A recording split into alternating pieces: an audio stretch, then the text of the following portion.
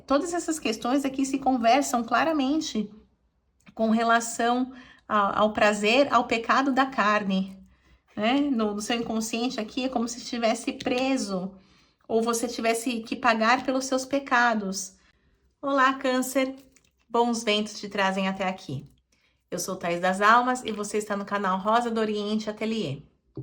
Vamos agora à sua leitura. Se você tem signo solar, ascendente, Lua, Vênus, Júpiter ou muitos planetas no seu mapa natal em Câncer, talvez a leitura ressoe com você. Lembrando que essa leitura é geral intuitiva, não vai ressoar com todo mundo, portanto, só se conecte àquilo que realmente faz sentido para você nesse momento da sua vida, tá certo? Vamos às 10 cartas para Câncer.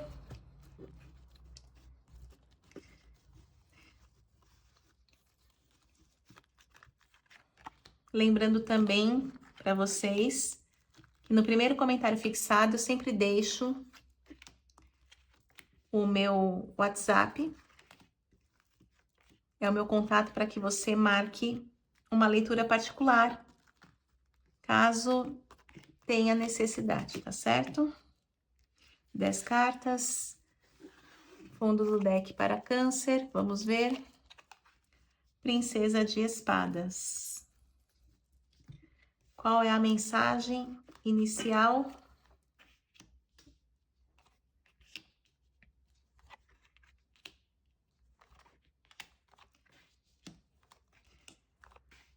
Olha, tô falando aqui com cancerianos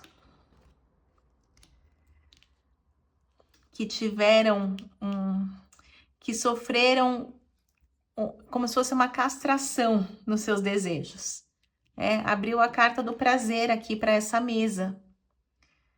E no bloqueio, exatamente a carta da volúpia, né? Duas cartas que se conversam muito. A volúpia aqui cruzada mostra um desafio, é como se você tivesse que brigar para viver plenamente a sua vontade, a sua verdadeira vontade, satisfazer os seus desejos. Aqui pode ser no âmbito sexual também, claro que sim.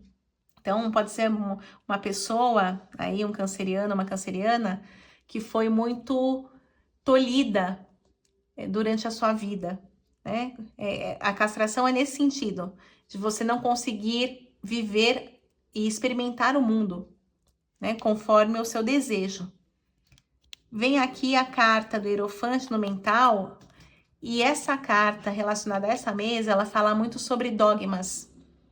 Então, aqui fala sobre dogmas e penitências, porque o Hierofante, atrás dele existe até um vitral com algumas estacas, como se fossem espinhos, aqui lembrando a crucificação. O Hierofante, ele tem muito desse caráter dogmático também, nesse sentido, né? Apesar de ser uma carta da espiritualidade, aqui fala sobre esse lado mais quadrado, né, do que se fala, não é exatamente espiritualidade, são questões religiosas. Então, exatamente a carta aqui no seu mental, como se fosse uma penitência, como se fossem pecados, coisas que você aprendeu desde criança, coisas que vêm aí da sua família. E a figura aqui não é Jesus Cristo, né? Mas também é alguém que está pendurado, crucificado, né? Você vê até o prego aqui nos pés e nas mãos. Então, é uma mesa muito específica, porque todas essas questões aqui se conversam claramente com relação ao prazer, ao pecado da carne, né? No seu inconsciente aqui é como se estivesse preso, ou você tivesse que pagar pelos seus pecados.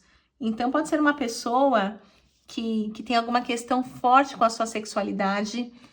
Eu posso falar de pessoas, por exemplo, que se descobrem homossexuais e a família tem algo assim muito opressor que não aceita, né? Saiu aqui a Rainha de Paus no histórico, fala sobre a questão de domínio, de controle, de não ter negociação, porque a Rainha de Paus é aquela rainha absolutista, né? É do jeito dela. Ela não aceita dividir aqui o trono ou a opinião com ninguém. Então, aqui fala sobre um caráter, de novo, a questão do dogma, né, do controle, as coisas estritamente controladas. E o desapontamento do emocional, além da crise emocional que isso traz, porque o 5 é o número da crise, isso também fala sobre o medo de desapontar todo esse esquema, toda essa estrutura familiar. Tá? O que causaria o desapontamento? Talvez uma revelação, se você, no português, claro, quer sair do armário, quer se assumir, são as questões aqui muito fortes nessa primeira mesa sobre sexualidade. Aqui saiu o príncipe de ouros como essa energia masculina. Então, veja aí qual é o seu papel, com que você se identifica, mas a figura aqui de um homem, né? Então, pode ser uma mulher com uma energia masculina muito forte, ou se tiver invertido, é um homem, né, com energia feminina, que também sai aqui a volúpia, que é uma carta bastante feminina. Então, aqui são os dois lados, né? Tanto masculino quanto feminino. E parece que você tem que trabalhar muito essa questão, né? Porque o príncipe de ouros, ele traz a questão do trabalho como um carro-chefe. Então, é trabalhar em si essa questão, trabalhar a sua cabeça, trabalhar o seu corpo. Talvez eu esteja falando com pessoas que nem se identificam com o próprio corpo e talvez queiram fazer intervenções estéticas, né? Adaptando o seu corpo àquilo que elas se identificam. E a família, a casa, o lar sai ao redor. Tá? Então, a gente está falando aqui de um grande medo de decepcionar, de desapontar pessoas que estão ligadas a esta família e que, de fato, é um ambiente bastante opressor, no sentido de, eu não sei, a sua questão religiosa na sua família, por exemplo, uma família muito católica, uma família muito evangélica, alguém que realmente não percebe que a sua família vai ter uma abertura para entender essas questões. Sai aqui a carta da paz como um desejo, né? Porque, na verdade, isso só diz respeito a você, né? A sua sexualidade só diz respeito a você. Por que as pessoas se acham no direito de apontar o que é certo ou o que é errado? Né? Então, isso aqui deveria ser uma questão pacífica. A paz do seu emocional, é o equilíbrio emocional aqui, que está em jogo. E a Rainha de Espadas vem cortando aqui a cabeça de alguém. Então, eu acho que esse é o grande medo, pelo que a mesa me mostra. E tem uma questão aqui de sucessão, ó, mãe e filha, princesa e rainha. Então, por ser o mesmo naipe, a gente tá falando de família. Pode ser mãe e filha, pode ser mãe e filho também. Tem que adaptar aí a sua questão, né? Parece que você, realmente, se tiver essa decepção, se a família encarar tudo isso, a sua decisão de se revelar, de se assumir, se isso for algo assim inegociável para essa família, o jeito é você sair fora, né? Que é a princesa de espadas saindo de cena aqui enquanto a torre tá caindo. Então, uma mesa aqui surpreendente para mim, porque nunca saiu tão clara essa questão, inclusive a questão religiosa, dogmática, né? No mental e no inconsciente, totalmente alinhadas, né? Vamos ver, Câncer.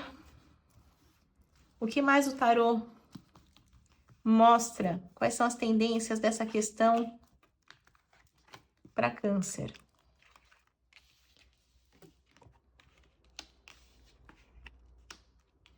Olha, aqui fala sobre muito jogo de cintura.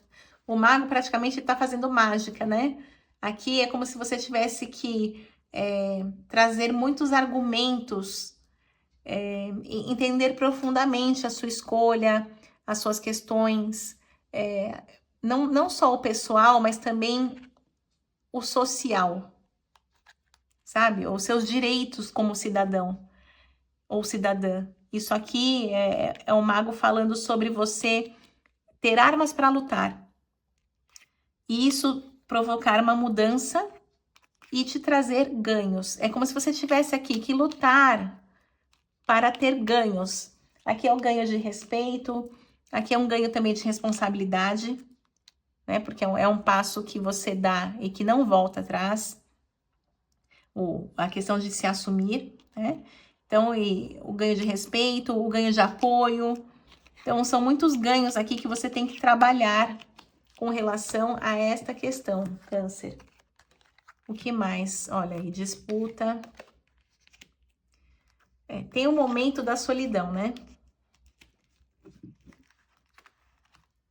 É complicado isso, porque é uma questão muito mal elaborada pelas pessoas, né? No primeiro momento, tem sempre a energia da disputa. É um cabo de guerra, um contra o outro. E, no geral, você, aqui pelo eremita, é a pessoa que acaba sendo isolada. A gente pode falar aqui dos excluídos também dessa família. E o Cavaleiro de Copas fala sobre idealizações. É uma família que está muito fechada às mudanças e que idealiza, sabe assim, o comercial o comercial de margarina? Como se a família, todos estão felizes, todos seguem o rumo, né, do que os mais velhos determinaram. E aqui você está quebrando o padrão, você está quebrando a regra, né, do que foi idealizado por esta família. O que mais para Câncer? Você que enfrenta esta questão.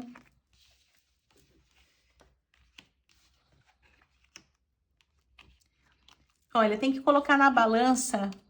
Existe o impacto, as reações, a decepção que essa família traz, mas existe também uma questão aqui do amor. Mostra a Rainha de Ouros aqui olhando para o passado e o ajustamento. É como se o amor pesasse nessa balança, tá? No primeiro momento pode ter essa questão de ruptura, de você se sentir excluído, isolado ou isolada. Mas a tendência é que, com o passar do tempo, o amor fale mais alto. As pessoas comecem a se conscientizar de onde elas estão. A Rainha de Ouros não é uma rainha muito flexível, mas aqui ela reflete sobre o passado. Então, de alguma maneira, essa questão que você traz vai mexer também com os dogmas, né, dessa rainha. E aqui fala de um possível ajustamento entre as partes. Eu sei que essa questão, a gente nem deveria chegar nesse ponto do ajustamento, porque, como eu disse, é algo estritamente pessoal, não diz respeito a absolutamente ninguém. Mas as pessoas, desculpa, que eu tô com um pouco de tosse. As pessoas, no geral, elas acham que elas têm que dar pitaco na vida dos outros, né?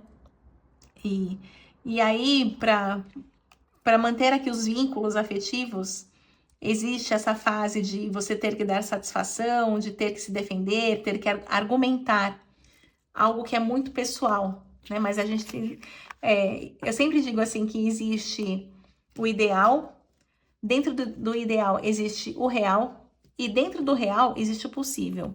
Então você vai ter que fazer aquilo que é possível dentro da sua realidade, mas isso está longe de ser o ideal, né? De cada um cuidar da sua vida, olhar para o próprio umbigo. Ó, a questão aqui, o colorido. A gente tá falando aqui de LGBT, realmente. Aqui a carta do trabalho fala sobre uma abertura, é como se o seu valor estivesse atrelado, você buscasse essa validação das pessoas, se dedicando muito ao seu trabalho, tá? Isso abre uma nova era. Aqui são os bebês no útero, mostrando que existem projetos que você vai nutrir.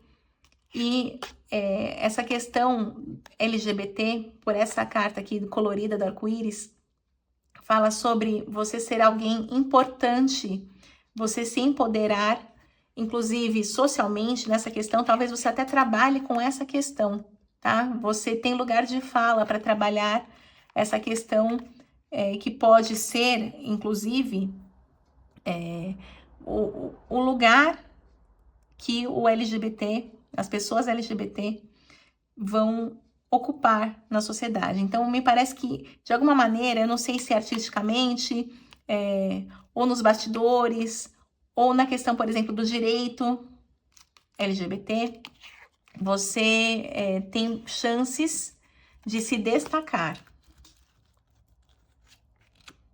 Que mais?